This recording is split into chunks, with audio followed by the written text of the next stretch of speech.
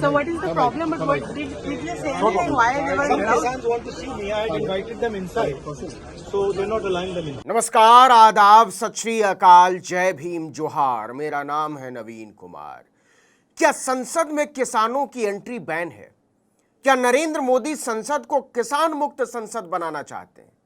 यह सवाल उठते ही मोदी जी हिल गए, और इतनी बुरी तरह से हिल गए कि अमित शाह का डिपार्टमेंट राहुल गांधी को खुश करने में लग गया। प्लीज राहुल जी गुस्सा मत कीजिए।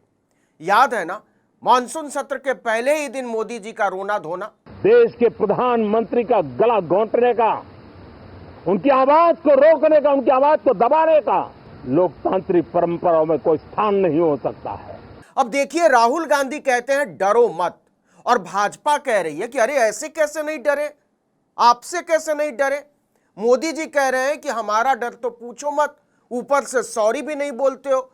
जैसे 24 जुलाई की बात ही ले लीजिए, राहुल गांधी आराम से संसद की नई बिल्डिंग के चबूतरे पर खड़े होकर बारिश के बाद दिल्ली के सुहाने मौसम का मजा ले रहे थे। लोकसभा में प्रश्नकाल खत्म हो चुका था और राज्यसभा में निर्मला सीतारमण के बजट भाषण का विपक्ष ने बहिष्कार कर दिया था। अब भाजपा में राहुल का डर देखिए। दरअसल वो संसद के चबूतरे पर खड़े होकर कुछ किसान नेताओं का इंतजार कर रहे थे। आप पूछेंगे कि उन्होंने उन किसान नेताओं को अपने ऑफिस में क्यों नहीं बुलाया? लोकसभा में विपक्ष के नेता के तौर पर उन्हें एक ठीक ठाक बड़ा चैम्बर अलॉट हुआ है।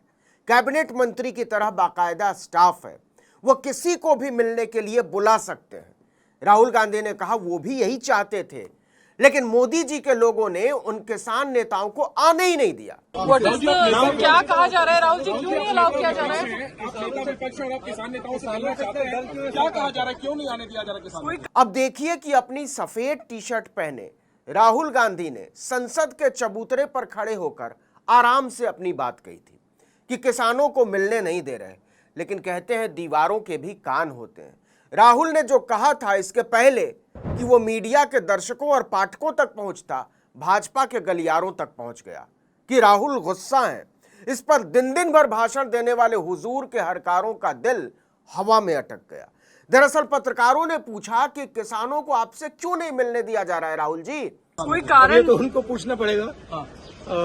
हमने यहाँ इनवाइट किया था अपने ऑफिस में मिलने के लिए, तो यहाँ कहा गया है कि उनको अंदर नहीं आने देंगे, शायद क्योंकि वो किसान है इसलिए यहाँ अंदर अलाउ नहीं कर रहे हैं। इस पर हंगामा मच गया कि राहुल गांधी ने कहा है कि मोदी जी की पार्टी किसानों को संसद में घुसने नहीं देती, लेकिन राहुल गांधी राजनीति के चतुर खिलाड़ी बनते चले जा रहे हैं।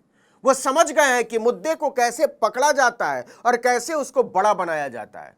राहुल गांधी ने कहा कोई बात नहीं, अगर मोदी जी नहीं चाहते कि वो संसद के अंदर आए तो हम खुद बाहर जाकर किसानों से मिलेंगे। तो बाहर मिल लेंगे।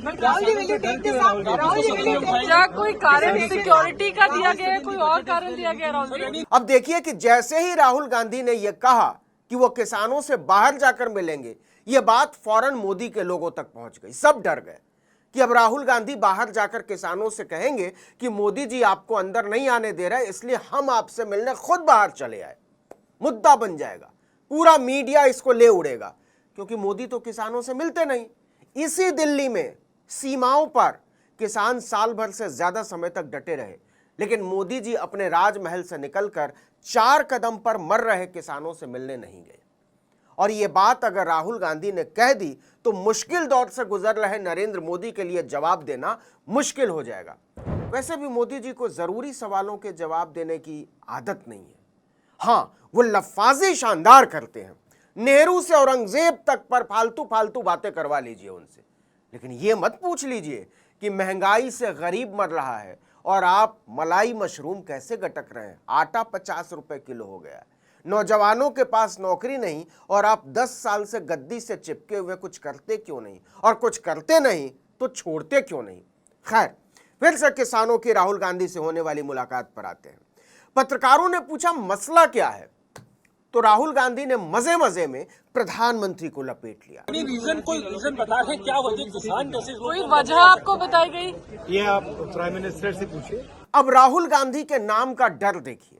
जैसे ही उन्होंने कहा कि मोदी जी से पूछो किसानों को संसद में क्यों नहीं आने दे रहे, संसद की पूरी सिक्योरिटी हिल गई।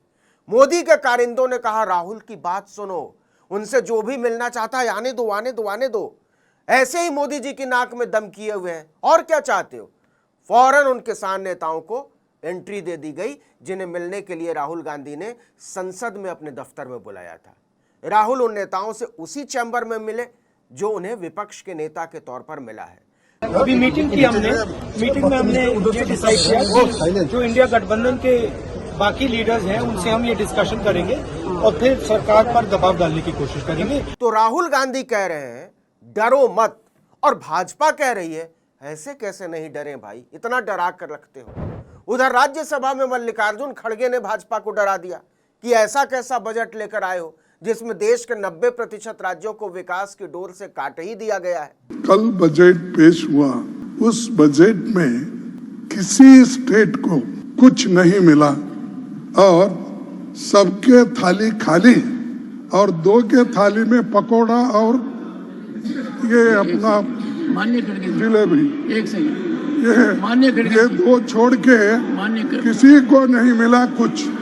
ना तमिलनाडु को मिला, ना केरला को मिला, ना कर्नाटक को मिला, ना महाराष्ट्र को मिला, ना पंजाब, ना हरियाणा, ना राजस्थान, ना छत्तीसगढ़, ना किसी स्टेट को कुछ नहीं, दिल्ली को नहीं दिया तो मैं कितने गिनूं, ओडिशा को कुछ नहीं दिया।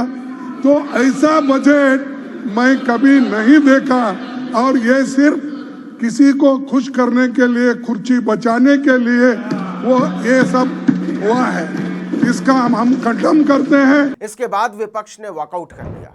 निर्मला सीतारमण ताकती रह गई।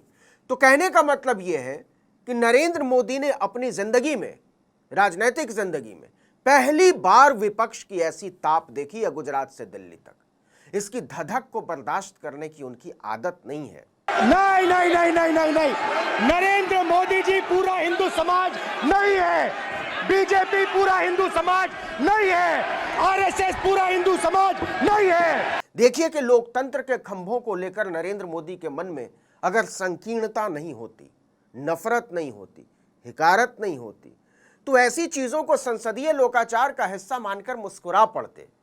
लेकिन विरोधियों से बदला लेने की भावना, बोलने वाले छात्रों और नौजवानों को कुचलने की भावना, बुद्धिजीवियों को मसल देने की भावना ने उन्हें इतना बेचारा बना दिया है कि वो अपनी ही नजरों में छोटे होते चले जा रहे हैं।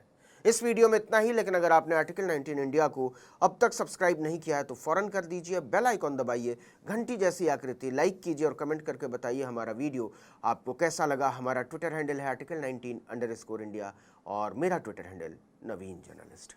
नमस्कार।